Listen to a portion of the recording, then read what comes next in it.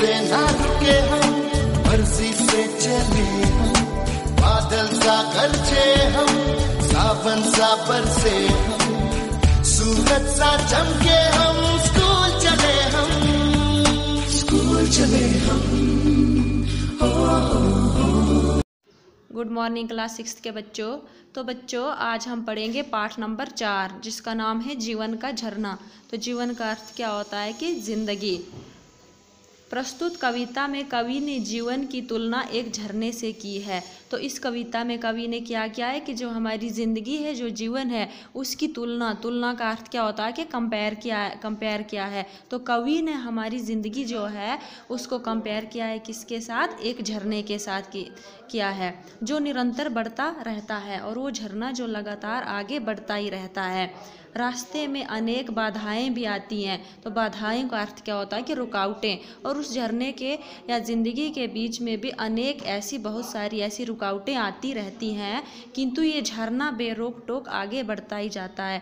लेकिन वो झरना क्या है कि बगैर किसी रुकावट के आगे बढ़ता ही जाता है।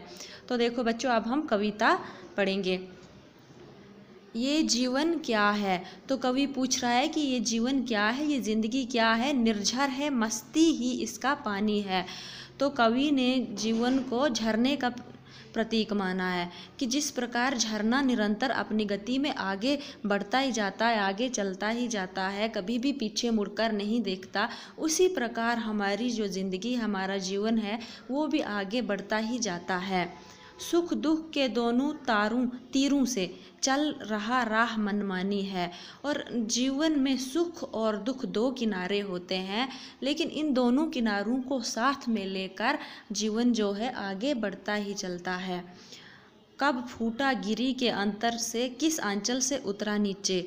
अब कवि जो है वो झरने से यहाँ पे प्रश्न कर रहे हैं कि कब फूटा है गिरी के अंदर से। गिरी का अर्थ क्या होता है कि पर्वत। वो पूछ रहे हैं कि झरने से पूछ रहे हैं कि तुम पर्वत के पहाड़ के अंदर से कब निकले, किस आंचल से उतरे हो, और किस पहाड़ के आंचल से तुम नीचे आकर उतरे हो, किस घाटी से बहकर आया समतल में अपने को सींचे। अब झरने से पूछ रहे हैं कि अभी कि तुम किस घाटी से बहते हुए नीचे चले आ रहे हो, और कौन कौन से समतल मैदानों को तुम सींच रहे हो। तो समतल मैदान क्या होता है, यानी कि प्लेन जगह, और कौन सी प्लेन्स को तुम खींचते हुए जा रहे हो।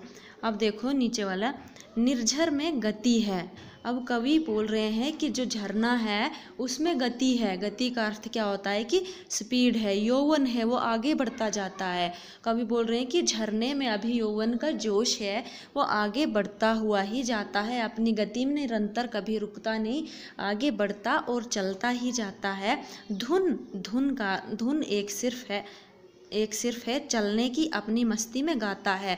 और जो झरना होता है अपनी ही धुन में, अपनी ही मस्ती में आगे बढ़ता हुआ चला और अपनी मस्ती में धुन गाता हुआ चला जाता है।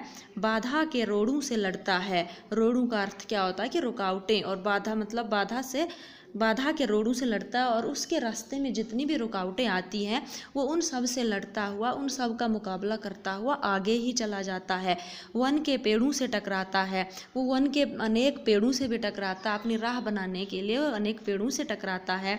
बढ़ता चट्टानों पर चढ़ता चलता, यौवन में से मत गाता।